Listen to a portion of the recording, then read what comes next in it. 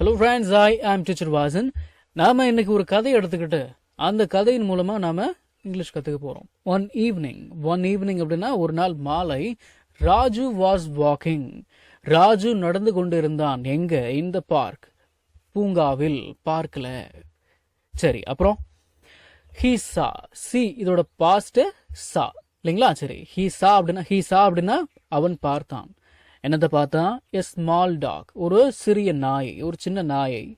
Under a tree, ஒரு மரத்தின் அடியில். அண்டர் அப்படின்னா அடியில், அண்டர் எ ட்ரீ அப்படின்னா ஒரு மரத்தின் அடியில்.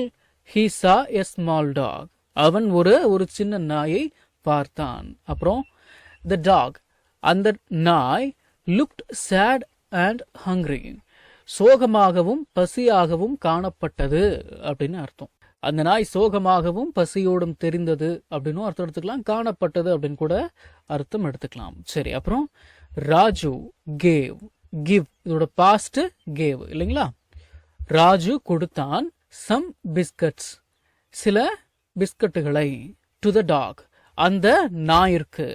இந்த த அப்படின்ற வார்த்தைக்கு அந்த அப்படின்னு கூட அர்த்தம் எடுத்துக்கலாம். சரிங்களா? நான் ஆல்ரெடி சொன்னேன். என்ன சொன்னேன்? கிவ். கிவ்னா கூட இதோட past gave. Raju gave, Raju கொடுத்தான்.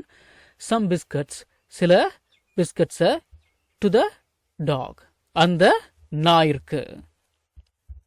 அப்புறம் தினசரி பயன்படுத்தப்படும் 1000 இங்கிலீஷ் வாக்கியங்கள் தமிழ் அர்த்தத்துடன் ஒரே பிடிஎஃப்ல வெறும் 199 ரூபாய் மட்டுமே. ஸ்கிரீன்ல தெரியுற நம்பருக்கு இப்பவே வாட்ஸ்அப் பண்ணுங்க. இது புக் இல்ல, பிடிஎஃப் ஃபைல்.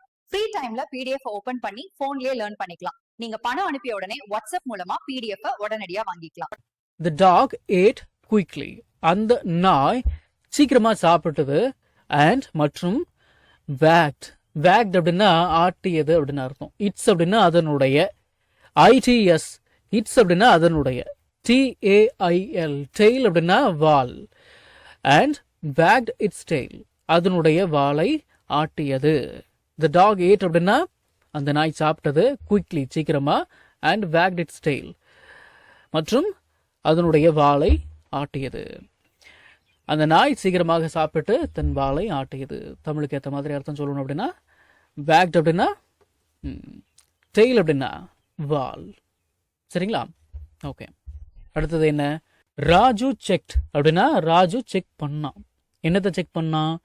த டாக்ஸ், அந்த நாயினுடைய. த டாக் அப்படின்னா அந்த நாய். அந்த டாக் அப்பாஸ்ட்ரஃபி எஸ் வந்திருக்கு பாருங்க. டாக்ஸ் அப்படின்னா நாயினுடைய.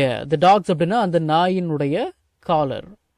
அந்த நாயினுடைய காலரை ராஜு செக்ட், ராஜு செக் பண்ணான். அப்புறம் என்ன நடந்துச்சு? ஹி ஃபவுண்ட், அவன் கண்டுபிடித்தான். ஃபைண்ட் இதோட பாஸ்ட் ஃபவுண்ட். ஃபைண்டுனா கண்டுபிடி, ஃபவுண்டுனா கண்டுபிடிச்சாச்சு.